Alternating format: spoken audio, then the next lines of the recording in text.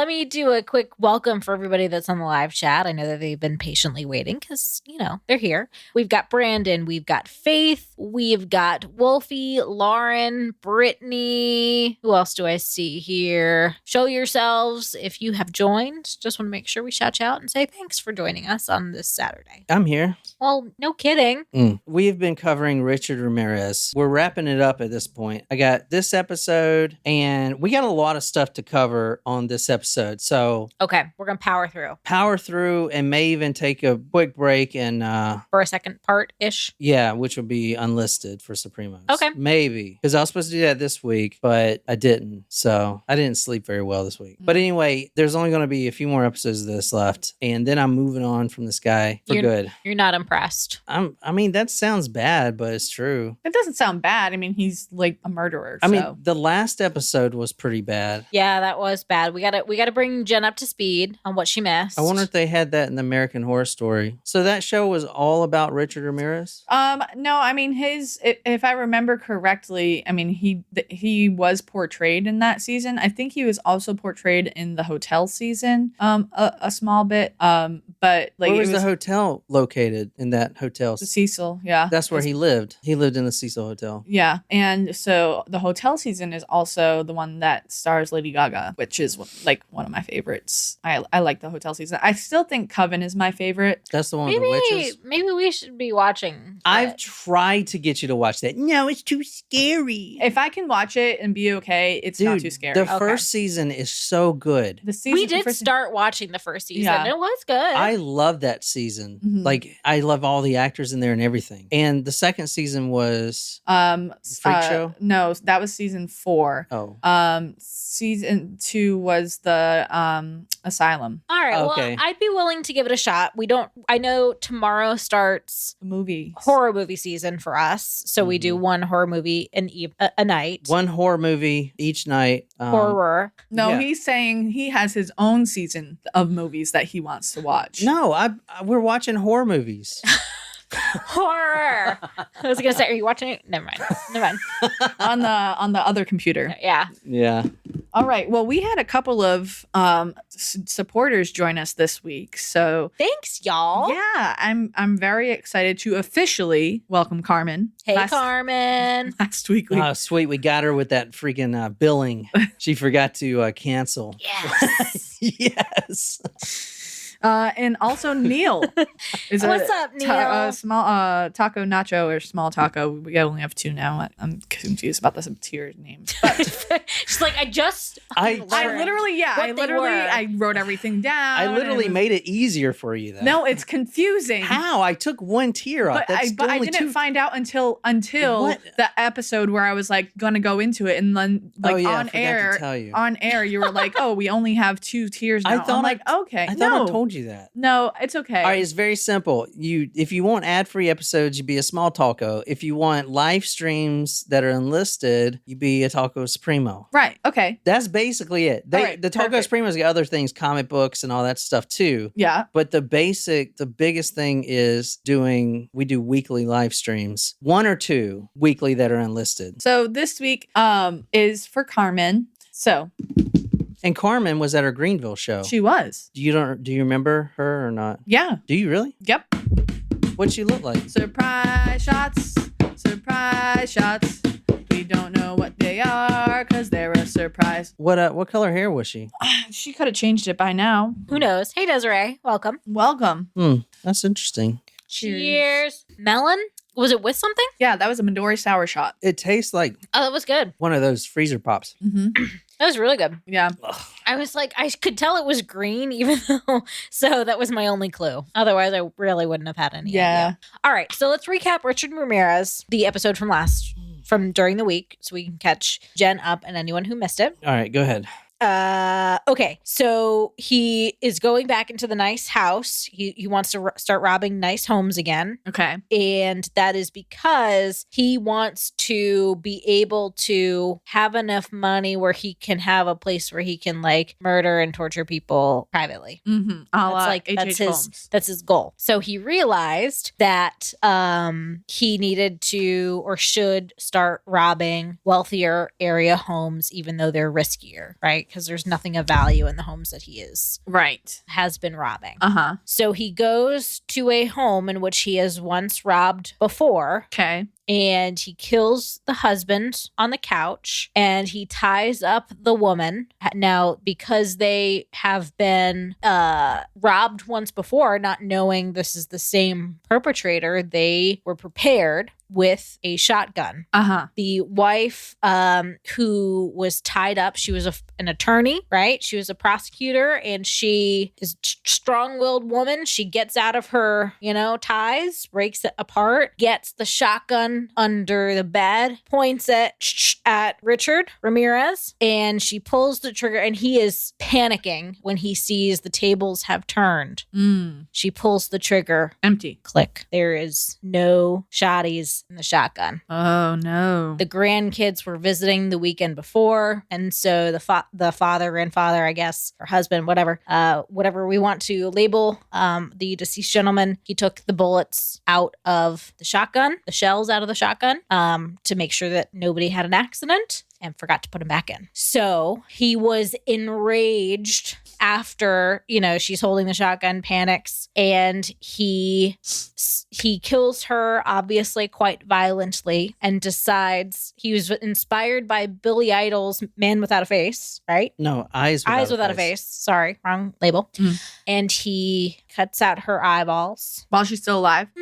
I can't remember. So I think she was dying. She was shot 3 times, stabbed and stuff like that. I don't know if she was from still alive his gun, his 22, right? Yeah. And so he pockets the eyeballs and puts them in like a little jewelry box, little trinket box. Because eyes are the windows to the soul. And he needed to steal a soul for Satan because he was sloppy and he felt like he needed to repay Satan and, stuff like that. Yeah. So I've been mentioning Richard Ramirez and Satan for a while, but I don't really think we've built it like we should have. So this episode, we're going to be really talking about the religious aspect because what he does, when he breaks into a home, he does it for Satan. I know I can just say that, but I really want to show you that is what he is doing it for. And this episode especially is going to highlight that. And also for the Supremos, because I think this may run kind of long. So I want to do his background plus another couple murders too. Okay. And then after that, then we just do the capture of him, which is a whole episode of itself because the capture is incredible.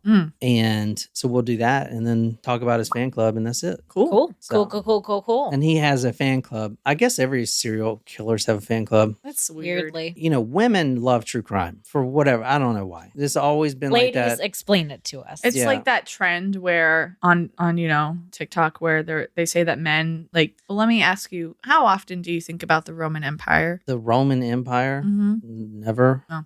There's a trend on TikTok where it says that men think about the Roman Empire all the time. What? No. I don't know. I'm just saying it's a thing. So there have been girlfriends that they ask their boyfriends or husbands how often do you think about the Roman Empire? And someone would be 3 times a week or whatever. I don't know. Maybe they're whatever. So there's now a trend that's what is the female version of the Roman Empire? And there have been so many different answers. Some will say the John Benet Ramsey case, or some will say true crime in general. Why the Roman Empire? I don't know. I don't know.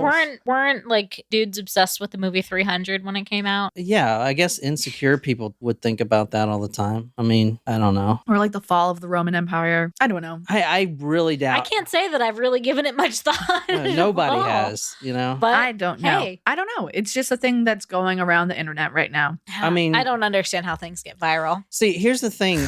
But that's just me. It depends on what we're talking about. I don't think about the Roman Empire. Okay. I think about my own empire, but it's different. I thought it was going to be some phallus thing you were making. Phallus joke. No. All right. So tonight we're going to July 5th, 1985. All of these murders happened in 1985. And there are probably a lot more that he's committed, but because there was a span of a year between 1984 and a year goes by, and then it just starts ramping up 1985. So no one really knows. But tonight I'm starting this story 1985, and this is where we are right here. All right, so this is right by the Sierra Madre Mountains, right here, where we're going tonight. We're going to Arno Drive, and I know it's this house because of the red staircase. So this is the house we're going to right here. You notice the steps going up. This is a one-story house. These are very wealthy homes by the mountain here. Upscale community. You see this guy's taking his, man, he is multitasking. Look, he's cutting the grass and taking out his garbage. Good for you. It's a nice house. See, I would have trees like this to show my masculinity. It's a giant phallus. Is that what you're trying to say? Yeah. Did I tell you guys the end of the awesome story? No, because this happened on Sunday. I'll have to tell you the next episode. July 5th, 5:45 a.m. 16-year-old Whitney Bennet, she's home and she just wakes up, and she wakes up to a terrible headache. Now, this girl is 16 years old, and it was July 4th the previous night, and she had left a few parties. She's 16, so, what is this headache for? She doesn't know. She wasn't drunk. She didn't get drunk. Maybe she was drugged. She got home around 1 o'clock a.m. that night, so only 4 hours sleeping. She slept for 4 hours, woke up, terrible headache, terrible. Her head and her face was throbbing. She could barely see out of her eyes, almost like they were closed. So she couldn't see what's going on. Her face is hurting. She has this sticky stuff all over her body. She wakes up and notices a few things that, number one, she was sleeping turned around the other way. She never sleeps that way on that side of the bed. And she went to bed with her usual nightgown, panties, bra, stuff like that. And those parts were missing. So she, at this point, is freaking out. She knows something is wrong. So she starts screaming, "Daddy, Daddy, Daddy." Daddy's home. In the home is a Steve Bennet and his wife, 16-year-old Whitney, and an 18-year-old James in the home. So Dad comes running in there. "Baby, what's wrong? What are you screaming at? What's wrong?" All right, so Dad walks in and is in complete shock at what his daughter looks like. Can you read what Steve would say? She's reading from The Night Stalker by Philip Carlo. We're also reading from Richard Ramirez versus the State of California and some various newspaper articles. Steve and his wife were awakened by Whitney's pleas. He jumped out of bed and ran toward her room. When he saw how badly she had looked, he nearly fell over. Both her eyes were swollen shut and her head was distorted to twice its normal size. She was barely recognizable. Her head was swollen to twice its normal size. How? The blood and the... She was beaten? I don't know. She was beaten while she was sleeping? Immediately, he thought, oh my God, she was in an accident. She was at this party and there's a car accident and I don't know what happened, but that's his immediate thought. Because she wakes up, she has no idea. She cannot see. She is swollen. Her head is swollen. She is barely recognizable and there's blood everywhere. How the F did I get here at this point? I was fine 4 hours ago and now I'm like this. Yeah, that's crazy. Can you read what the father says? According to Steve Bennet, Whitney was all bloody and moaning. It gave me the biggest shock I've ever had in my life. It looked like she'd been in some kind of terrible car accident. The first thought was, oh my God, I got to get her to the hospital. 911 was called and immediately an ambulance is dispatched. And also dispatched was a Detective Carrillo, the same one who we talked about last week. Him and his partner, Frank Salerno, they were on the Night Stalker task force. And he was dispatched to the scene because he thought, this doesn't seem like a car accident. Plus, her car is fine outside. I think someone and she remembers getting home. She remembers getting home. She gets home. She takes off her jewelry. She writes a letter to her dad because her dad had put a check to buy groceries on the kitchen table. So she's like, "Thanks, Dad. I love you." She wrote a note. She puts everything on. She gets ready for bed, and then she wakes up completely in a different body almost.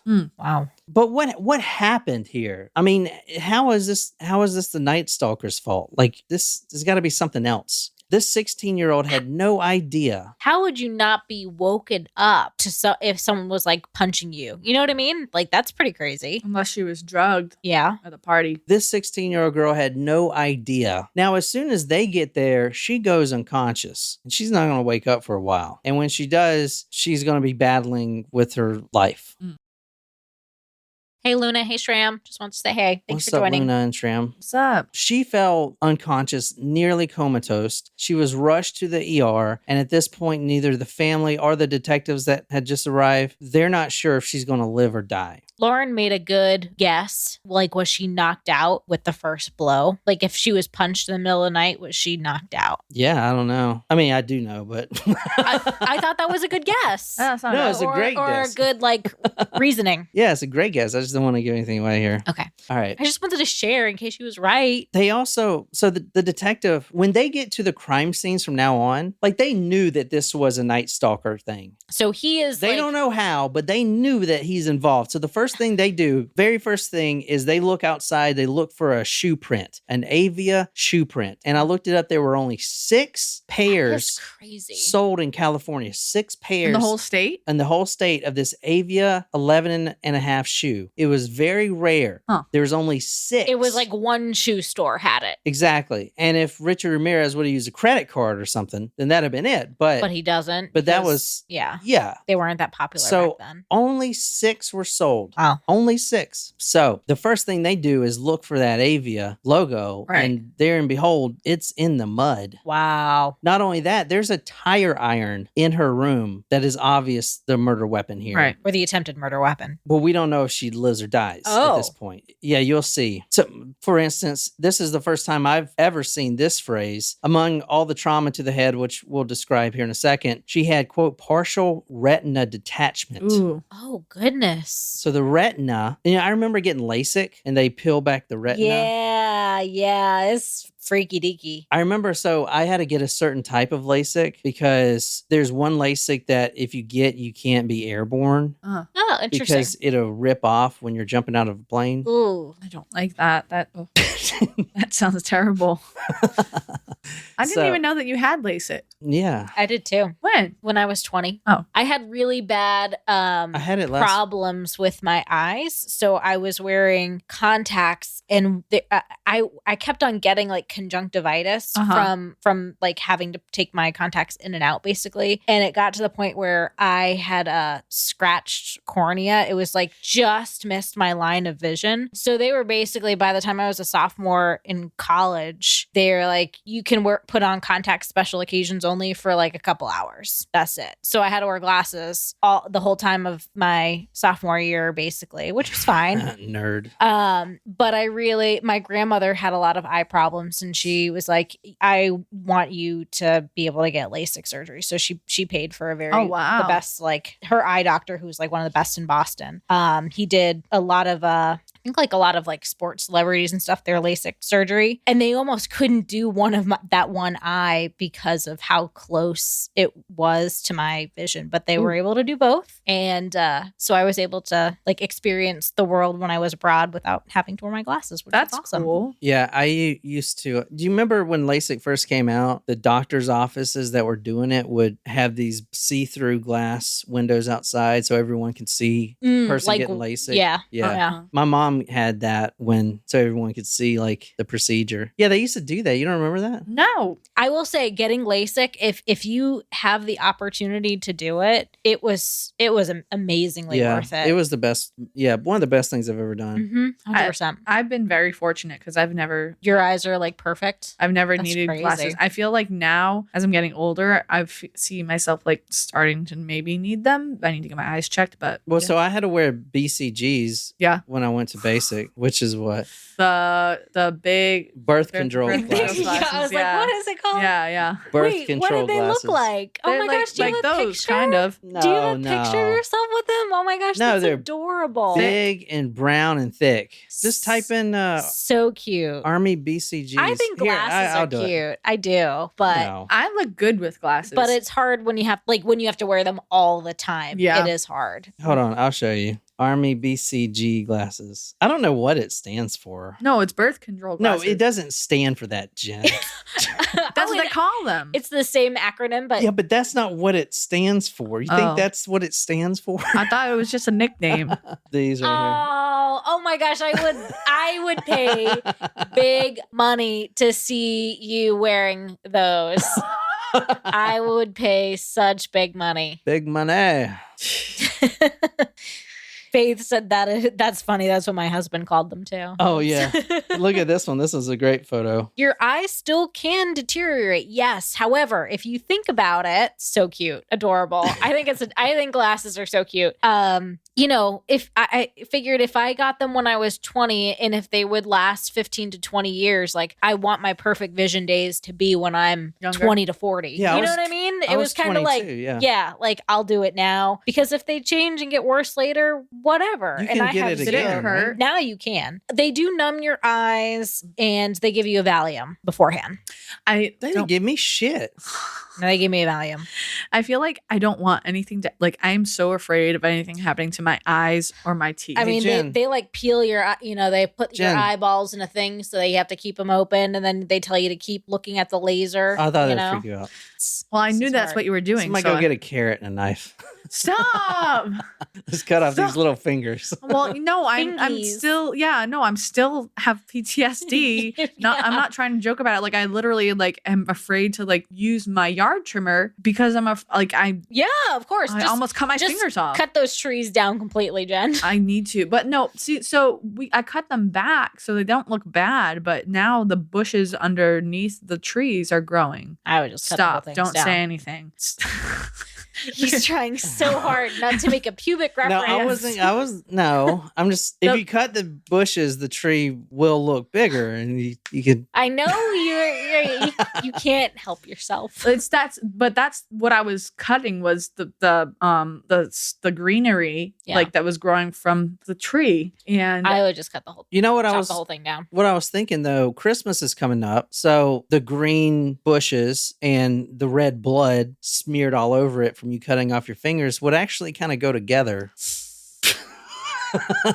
At this point, Whitney's unconscious. She's nearly comatose and she's rushed to the ER. And at this point, we don't know if she's going to live or die because, as I'm going to show you, she is brutalized beyond anything.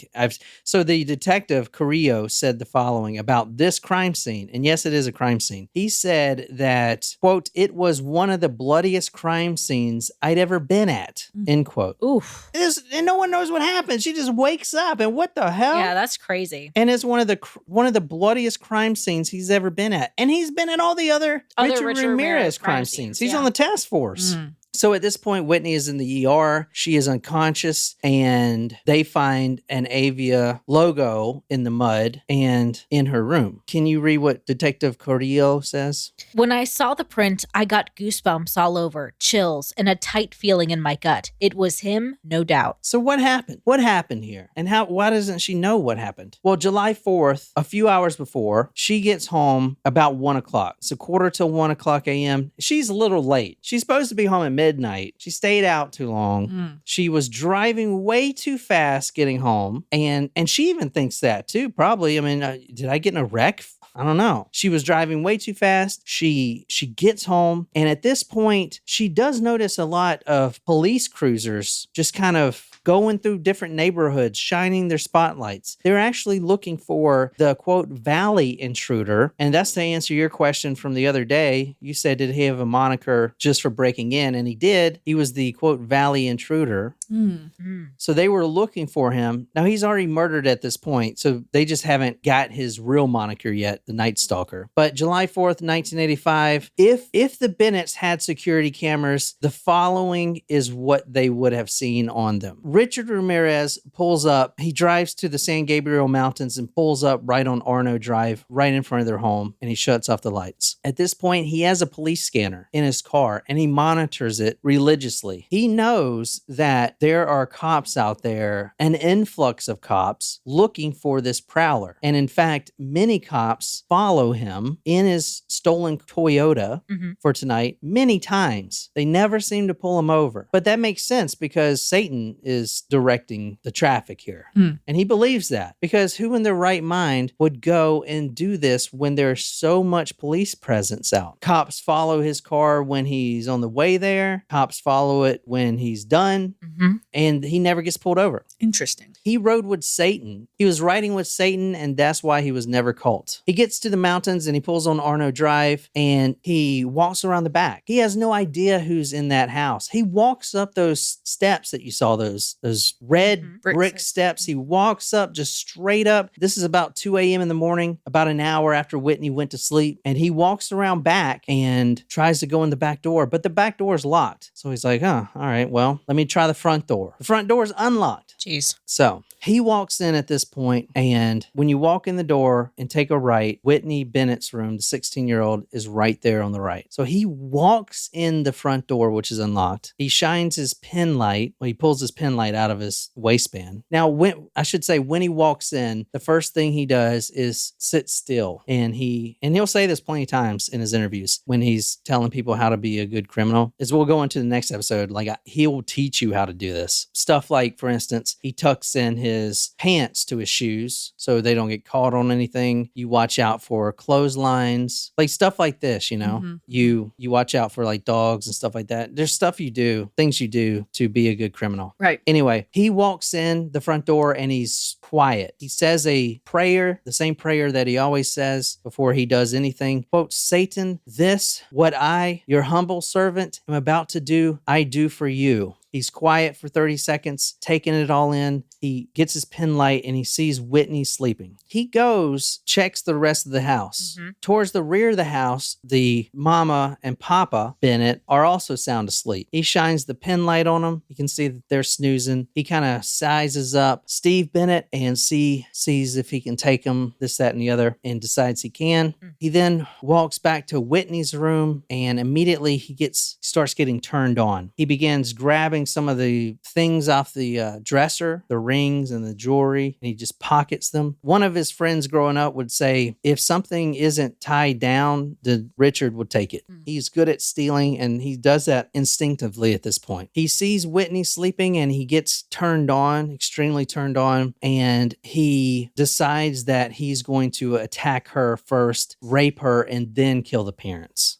That's how turned on this guy was. He decides not to use his .22 pistol, so he walks outside. He gets in his car and he grabs a tire iron that was in the car. You know what a tire iron is, right? Mm-hmm. It's like this big old L-shaped thing you take your hub caps off with. Mm-hmm. So he brings back this tire iron, and as he's walking in, he'll say this, as he's about to walk back in the front door, 2 a.m. at night, a police cruiser goes through that neighborhood shining the spotlight. He ducks down in the bushes, and that police cruiser just goes right by. They're looking for a prowler. They know that this is going to happen somewhere in the area. Mm-hmm. You know what I'm saying? Isn't that crazy? Yeah. I just missed him. Because as you'll see, he attacks in the same neighborhoods multiple times. It's crazy. They know where to look, but they just... Well, they know he's now attacking high wealth houses. Before he grabs that tire iron, though, he thinks about using a knife. And this is what he would say about killing someone with a knife. Killing with a knife is very personal. You actually are holding it as it goes in, and when death comes, you can feel your victim dying through the knife. It's like sex. Ew. So at this point, he decides, I want to use a tire iron and bludgeon her to death. That's awful. So he gets right up close to Whitney Bennet, 16-year-old. She's passed out. With his left hand, wearing that big old gardening glove he always wears, that leather gardening glove, he shoves his hand on her mouth. Now, at this point, she's waking up, but only for a second, because the next millisecond, that tire iron impacts the side of her temple, knocking her unconscious. Lauren, good job. At this point, now he's still, his hand is still pressed against her mouth so she won't scream. He is going to hit her 10 more times right now. He's going to hit her over 20 with a tire iron, 20 or 30. They don't know the exact number, but right in a row, as fast as he can, just beating her on the same spot, on the same top of the head with his tire iron. She's like in a coma at this point, so she's not screaming, but no one woke up in the house. He did it real quiet. There was no sound. He kind of just takes a breath. There's blood all over him, all over his face, all over the wall, all over the pillows. He just stays silent for a second. She's breathing, labored. She has these labored breaths, but she's still alive. And he decides that's when he wants to rape her. So he pulls up her nightgown and pulls off her panty and bra. And at that point, he's like, you know what? I think I'm going about this too quickly. I think I've been making a lot of mistakes lately, and I can just see it now. I'm raping this victim. She wakes up. She screams. Dad walks in here. He done. And that's it. Like, I have my pants down and then I'm caught. So what I'm going to do is I'm going to kill her first. But to do that, I got to strangle her to death. Now, this is very important. At this point, he is on top of her. She is laying on her stomach. He flips her around. He grabs the telephone cord. Back in those days, you still had cords attached to the telephone. So say, some people listening may not know that that was a thing. Yeah. Yeah. Because even when we were younger, like it was wireless. A lot. Yeah, when we were probably 10. What? Yeah. No, dude. Oh, Yeah. yeah, y'all were young. Well, remember, I mean, they had they were home phones, Yeah. but they didn't You- have cords. you know what phone I had? Hmm. It was the Sabrina the Teenage Witch phone. Do you remember that one? So cool. Yeah. It was in my room. We weren't allowed to have phones in our room. He looks over at the dresser, and the first thing he grabs is that corded phone, that whitish, yellowish, beige, corded phone with the long ass cable running out of it. And he grabs that and wraps that cord around her throat many times. Now she's turned on her stomach. She's laying on her stomach. So that cord's now around her, and he starts pulling back with all his might, choking her, killing her, getting every last breath out of her. From the book The Night Stalker by Philip Carlo, Whitney was lying on the bed on her stomach. He straddled her, wrapped the telephone cord around her neck, and pulled it close with all his strength. A terrific homicidal force. When he was in a killing mood, his strengths were exceptional. Now, what happened next is the theme for this episode that we're going to talk about. It's very religious. Richard Ramirez is of Mexican descent from a family that believed Jesus Christ and Satan, like 100%. You cannot convince them that they weren't real. The Bible and their religion was so heavily taught in the Ramirez family and most families around that time, I guess, in that area. Anyway, what happened next cannot be explained rationally by anybody. I want to say that at this point, Richard Ramirez was not high on cocaine this night. He was making good decisions. I mean, except for like murder. Well, that's why he decided to kill her first. That's a good decision. He's not being sloppy like he's been with the shotgun. He's making good decisions to get what he wants. And so this is from his own words, what he saw happen next. As he is straddling on top of her, she is on her stomach. He is pulling back this telephone cord, and her neck is just raised up like this. Now she doesn't know none the wiser because she was just bludgeoned. So she is in and out of a coma at this point. And that cord just gets tighter and tighter around her neck. And her throat is just being compressed. And all of a sudden, he began to see a, quote, blue haze leaving her body.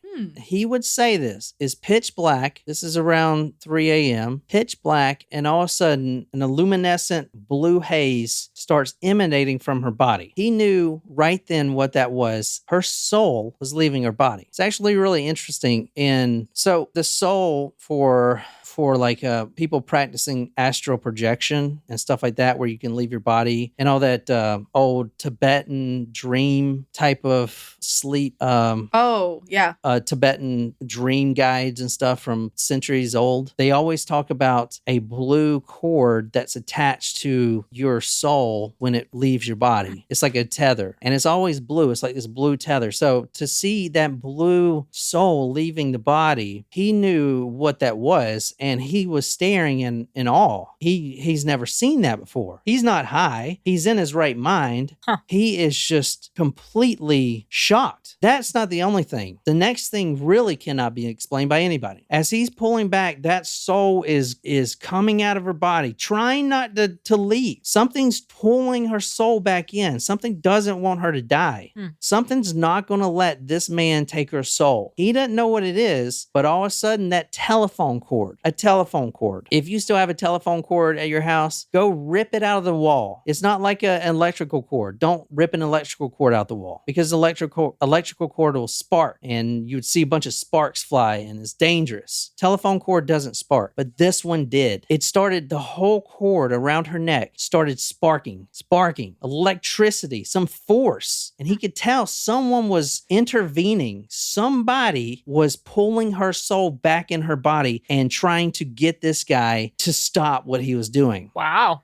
Holy hell. Suddenly, he saw sparks on the wire taking Whitney's life, and they caused him to hesitate. He saw a blue haze leaving her body. He figured it was her soul, and he let go of the cord. Whitney sucked in desperately needed air. He'd never seen anything like that before, and it spooked him. It was, he decided, the power of Christ that had interceded and saved Whitney's life. Wow, that's powerful. Yeah, damn. He lets her go and he bolts from that home. Shit. Bolts from that home. Whitney's hair was shaven off at the ER. The beating she received was obvious now. Struck more than 20 times, red blood welts crisscrossed her head, described as a waffle pattern. On the top of her head to her temples, a waffle pattern, a tic-tac-toe from the beating, tic-tac-toe waffle pattern across her head. Her scalp had actually detached in several pieces. The only way to fix it was with stitches, kind of like Jack Skellington and his wife Sally. Remember, her arm kept falling off? Mm-hmm. The only way you can put it back on was with 478 stitches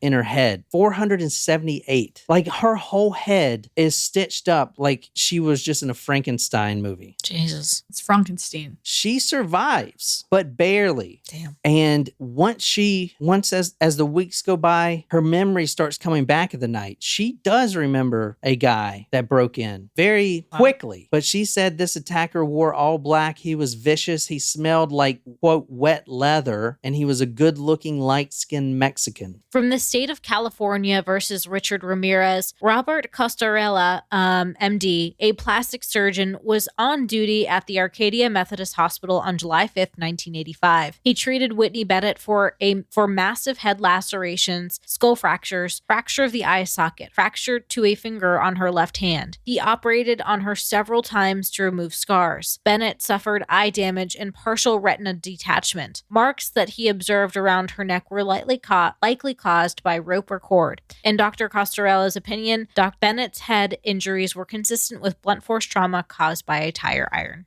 Jesus came in, and this is what he believed. It was also an omen for him. It believed that his time was running out. At that moment, he decided right then and there that he is going to keep doing this. He's basically a spree killer. Yeah. And if he gets caught, he's going to die. He's going to, because he knows he'll face the death penalty. And to properly serve Satan, he wants to die on that hill wherever he's caught. Right. Shootout or whatever it be. So I think we should stop that one there. Okay. And then put more in it. Let's take a break, and then we'll do an unlisted one with all the religion and some more murders for the Supremos. What do you guys think? Sounds good. Sounds perfect. Well, what do you think of that so far? I mean, that's the second witness. I think it's another witness, but it's also interesting that, like, since he is into Satan and worshiping Satan, that he still kind of is spooked by like the soul and him associating it with Christ instead of being like resentful towards that force.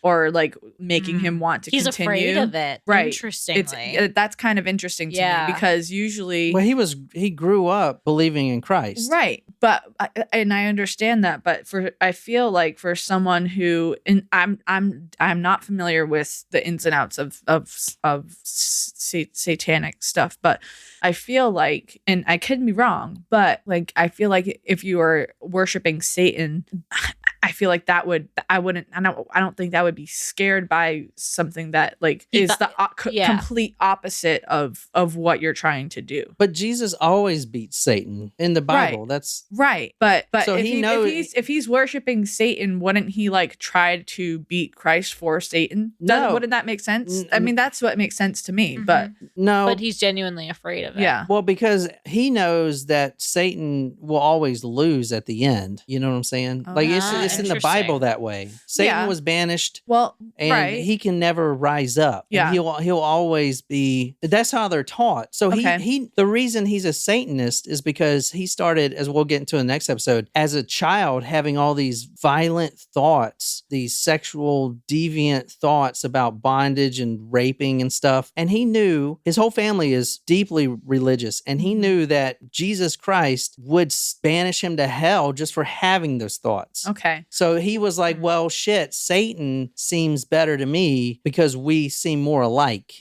Interesting. I feel like, okay, in for sake of time, and I know you said we were going to talk about this in the next episode, I'm going to save my comments for the next episode because I'm actually kind of like really intrigued by this. But Yeah, well, just say your interesting. comments here. I was going to tell you, I told Nicole I had a dream the other night.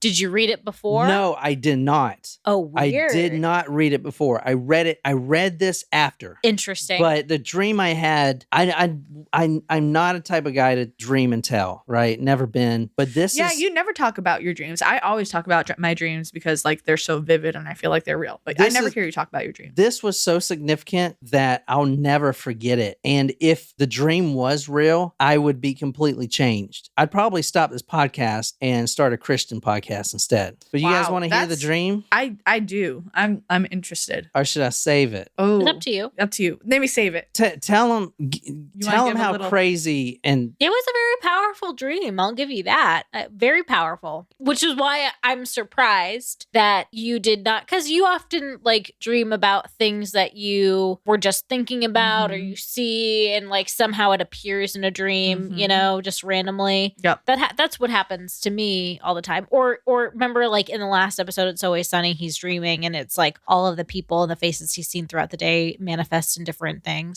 The whole, the car and the tea. Oh, bubble yeah, tea. yeah. That was a dream. That was a good one. Great one. So when you just told this story, I assumed, oh, well, certainly of course, he just read this and that's why you had this dream. No, I wasn't even going to do this specific story this morning. I have two other ones I was going to do, but... You felt like you had to. I didn't. I did. Because I read it in this little document in that book I have about it. And I was like, all right, I got to research this for several hours here. And it was remarkably similar. Was it not? Very interesting. So yeah, let's save it. We'll save the dream. We'll kick it off. Yeah. And we're just going to do a super quick break. Like this is not a food break or meal break. We're just going to take a quick like bio break and then come back. Did you say bio break? Yeah, like biological needs. Yeah, bio. That's weird. Bio break. All right, yeah. I gotta this yeast infection has been like really getting to me, so I gotta go take care of that. But we'll be back. Do you guys get yeast infections? So we'll be back and the Supremo, right? In 10 minutes. Cool. So that's all for this episode, and I hope you guys enjoyed it. So until next time, good night, you lovely, lovely people.